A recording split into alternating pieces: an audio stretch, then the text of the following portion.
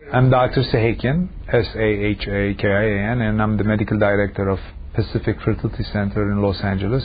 Office is located in Westwood, California.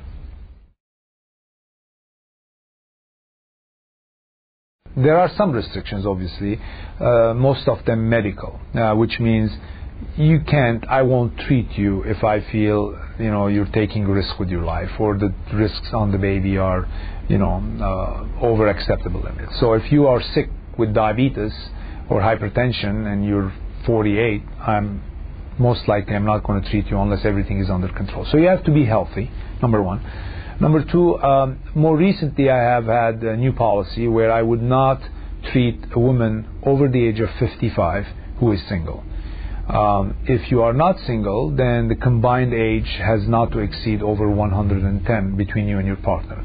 And you can ask me why these arbitrary numbers, but I've made my own little personal calculations, and I figure, women live to the age of 80 these days. That's the average age, I would say. So if you're 55 and you could carry yourself till the child is an adult at 18, the likelihood is you're going to be around when your child is 18, when you would be probably, 70, let's say, 70, 75. I did the combined age factor because I see a lot of couples where the man is 65 but the woman is 45, and as long as you're under 55 and you're married or single, I would treat you. But if you're, let's say, 58, but you marry somebody who's 50, I would definitely consider that, because then you have a partner who could help you raise the child. And if you're medically fit, I would treat a 58-year-old. You can be single, married, gay, with HIV, and I would basically welcome any patient.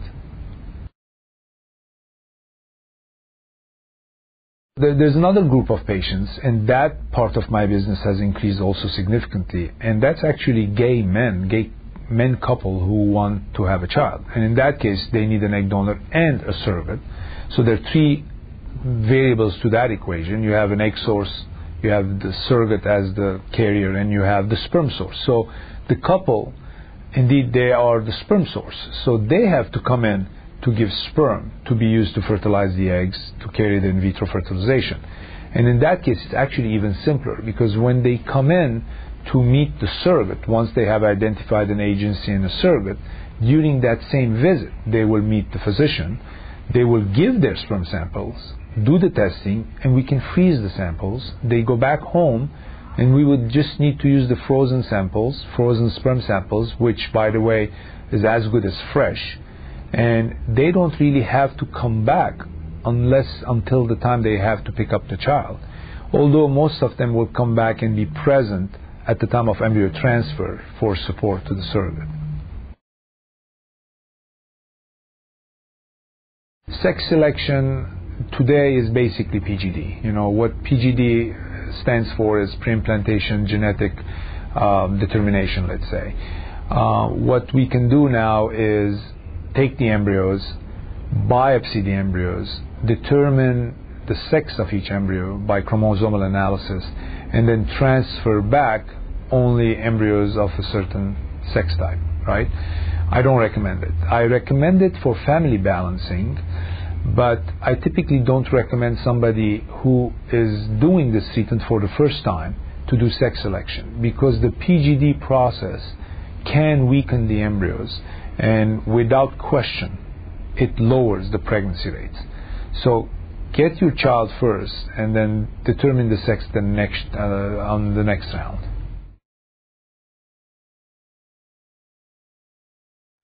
Our clinic has excess embryos donated by patients who have gotten pregnant, and they are reserved mostly for in-house patients, which means if you're my patient and you can't get pregnant and you failed, but you want to resort to embryo donation, then I will try to find you embryos.